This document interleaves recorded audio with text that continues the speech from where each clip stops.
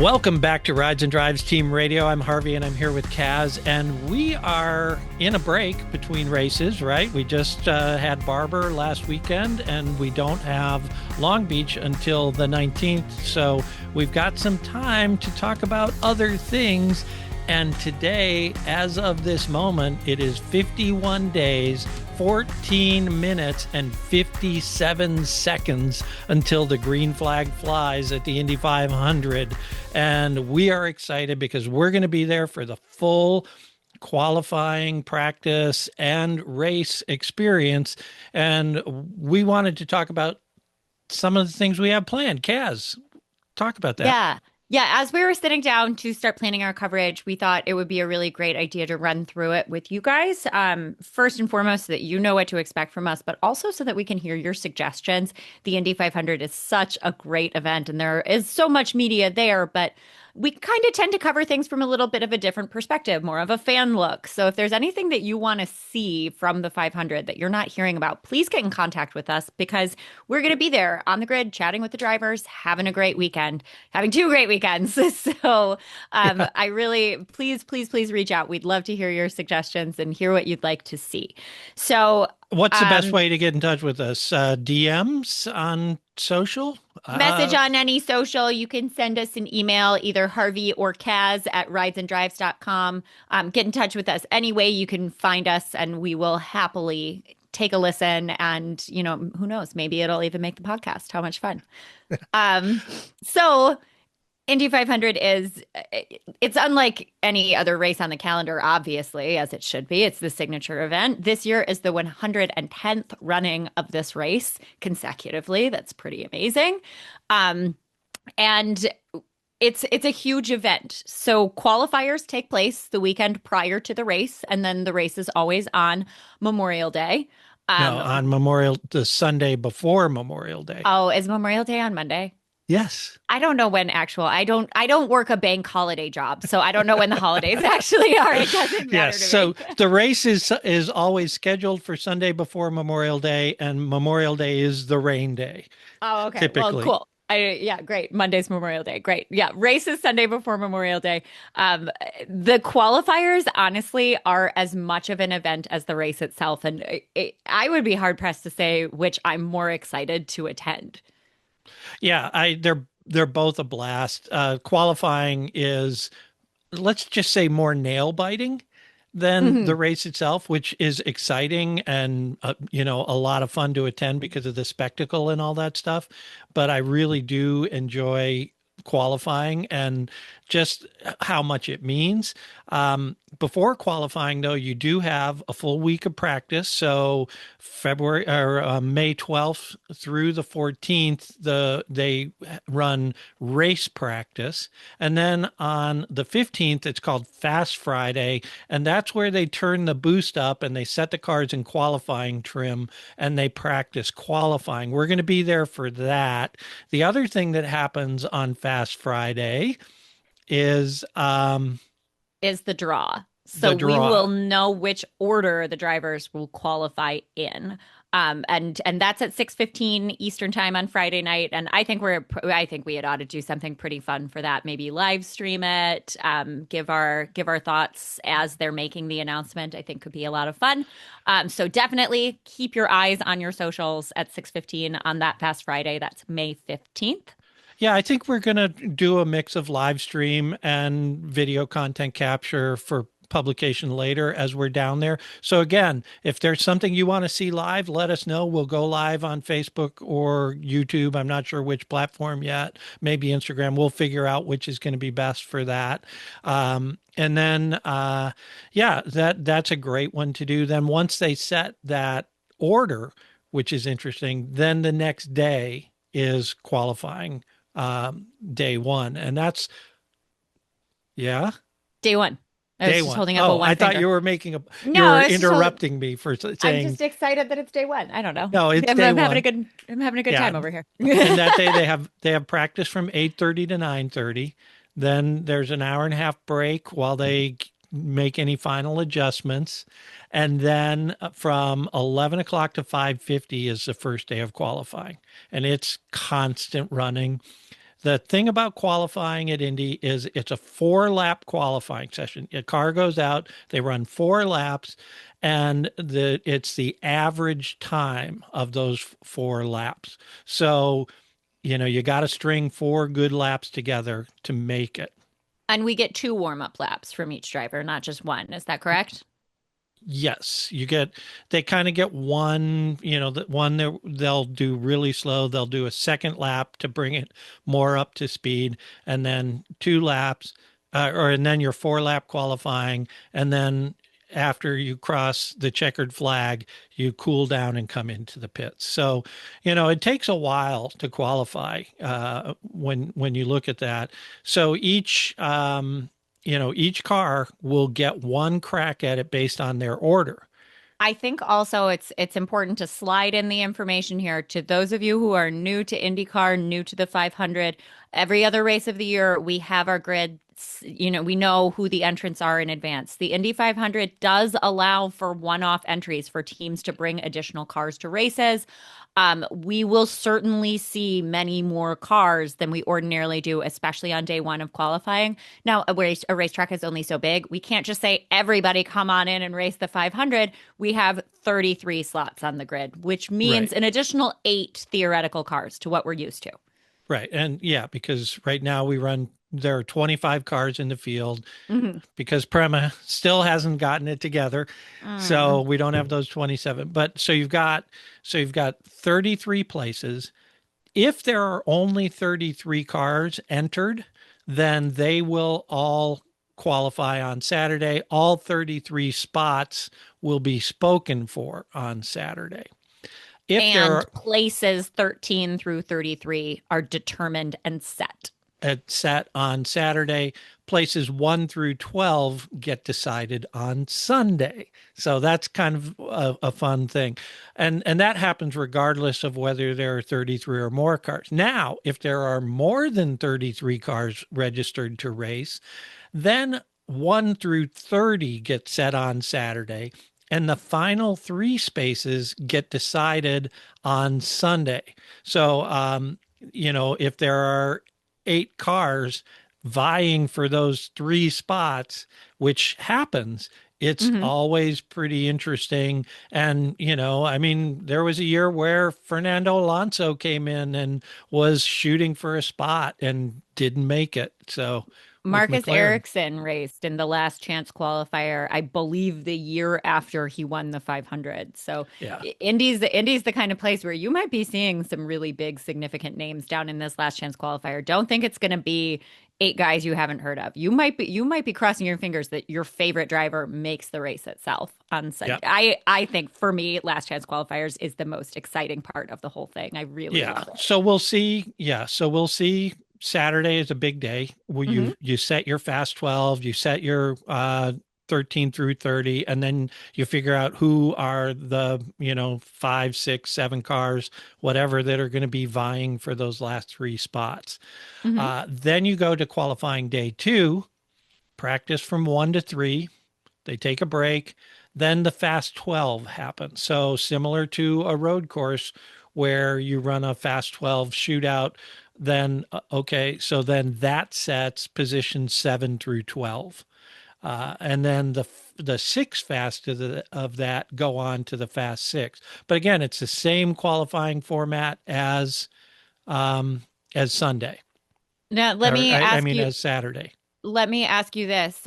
We use the draw on Saturday to determine the orders Right. that the drivers run in, which is interesting because it takes away the advantage of having more points in the championship, getting the better track. On Sunday, does the Fast 12 run in reverse order? Yes. So you'll start with the lowest time from Saturday. Yes, the slowest time from Saturday goes first, and then Great. you go to the fastest. So the fast 12 will run from 4:05 to 5:05 Eastern time. And then once those are done, 7 through 12, then last chance qualifying is from 5:15 to 6:15. And you will see cars go out on the lap. They'll get their first lap done, they'll realize, uh-oh, we're not fast enough. They wave it off. They come back in. They try to fix something on the car, trim it out, figure, and then get back in line and hopefully get in to get a time. So you're going to see a lot of that happening in last chance qualifying. And at the end of that time at 6:15, we will have positions 31, 32, and 33 set. And then right after that, 10 minutes after that, we do the fast six. And again, it's determined by times in the fast 12, and the leaders will go out and see who can win the pole position. And pole position at the Indy 500 is such an honor. Um, we've seen so many incredible drivers win it, but something that I have my eye on this year is that Will Power has never sat pole at the Indy 500. The best qualifier in the history of the sport has never sat pole at the Indy 500. So every year when the 500 comes around, that's always my wish. I can't wait to see Will, to see what he has to do here, and maybe this will finally be the year for him. Right. Yeah, there are a lot of great stories going into that. Mhm. We'll be covering a lot of them. If there are any that you guys want covered, either at qualifying or in between qualifying and the race, let us know. We're going to try and get as many driver interviews as we can. We're going to talk to people on the crews. I think we're going to be able to get in and get a private tour of the Indy Museum, and maybe even the race shop where they fix the old race cars. I happen to have a friend who works there, so I'm hoping we can get in and do that. Well, Um, lucky us, huh? yeah, so there's a lot of stuff we're going to do besides just straight race coverage. Also, there are fun events that happen outside of that on race weekend that we Yeah. can talk about. You're participating in one of those, right? Yeah, actually. Well, my event is not race weekend, thank God, because I don't think I would possibly have the energy. Associated with the Indy 500 is the 500 Festival, which is a really fantastic event that kind of takes place throughout the entire month of May with a bunch of different little events. It is ultimately at its core, it's a fundraiser. The event that I am participating in is the Indianapolis Mini Marathon. So I will be running for I won't be driving a race car for 2.5 hours, but I'll try and run for 2.5 hours and see how we can go. That happens in early May. This is a fundraiser for children's schools and kind of programs that encourage activity and athleticism for kids. I'm really excited to be participating in that, and I'll definitely put some photos on socials. And I'm thrilled that I don't have to immediately finish a half marathon and then go to the racetrack and try and perform coverage. I'll probably be sitting in an ice bath for a good week after. That's at the beginning of May. And then throughout the month, like I said, you're going to find a lot of different stuff associated with the 500 Festival. So if you're coming in for the race and you find yourself with some extra time, definitely check out the 500 Festival, see what's happening, see what you can go to. And most of those events do support a great, typically local charity, which I really love. Associated with the race itself, though, you've got some really, really great stuff going on. And I don't Yep. think that there's anything that anybody in the whole world could possibly look forward to more than the Weenie 500, which is making its return. Yes, and that's on Carb Day. Now, Carb Day is the day before, it's the Friday before race weekend. So the Hmm. 22nd of May. And the reason they call it Carb Day is it's the last practice day before the 500.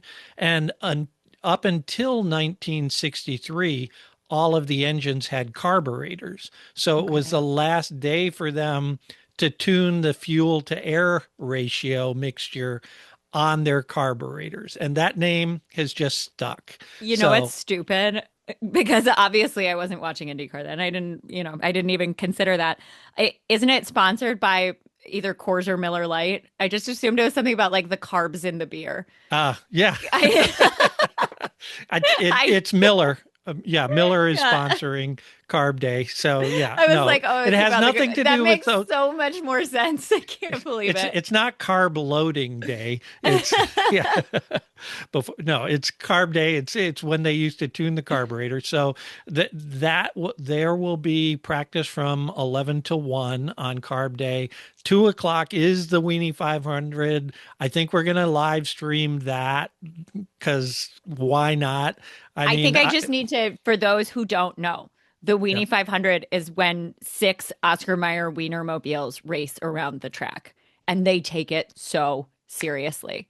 It's it's camp, it's joy, it's actually like a bizarrely okay race to watch. It's short, but there was some real drama last year. It It's was just pretty one lap, exciting. correct? Yeah, I think it's even less than I think they go down the main straight in like half a turn. It's Okay. a Wienermobile. It doesn't really have Yeah. a lot of power, guys. And honestly, I'm worried about the Wienermobile with the banking. That's not a great. Yeah, You they want to keep probably your hot stay dogs low safe. on the apron. I Yeah. would imagine. You want to keep your hot Yeah. dogs very safe. That's right. So they do that, and then from 2:30 to 4 o'clock is the pit stop challenge, where the teams all compete to see who can do turn the fastest pit stop. There And are a then, couple of teams that I think could work on that this year. So yeah, I, eh, I, that I could be good think, for them.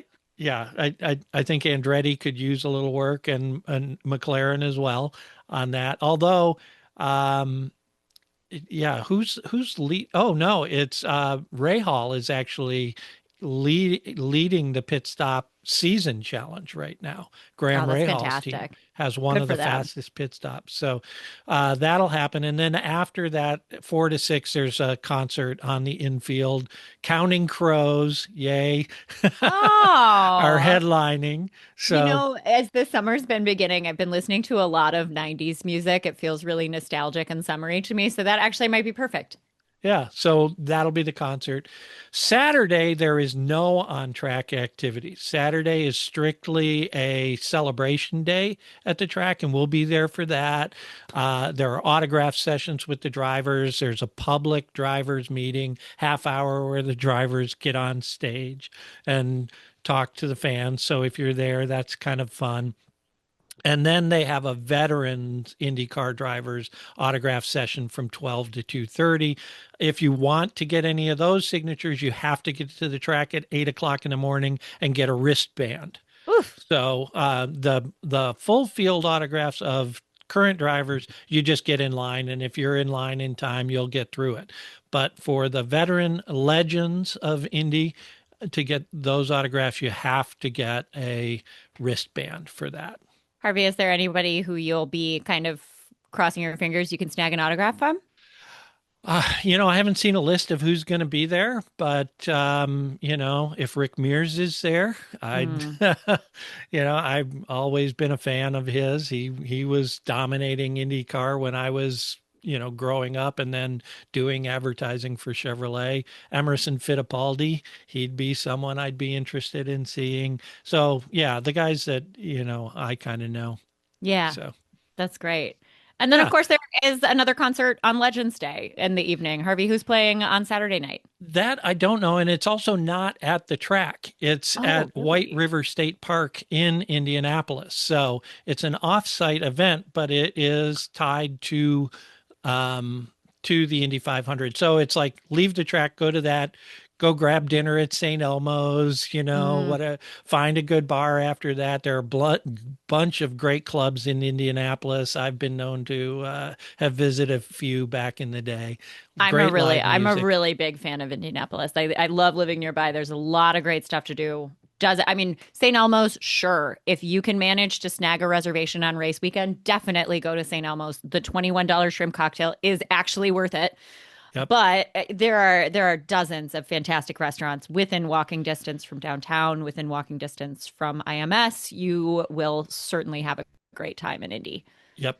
And we haven't talked about race day, but Yeah. we're going to be there. We're going to be capturing content from the moment the gates open until after the checkered flag falls. We'll be at all the press conferences, talking to drivers.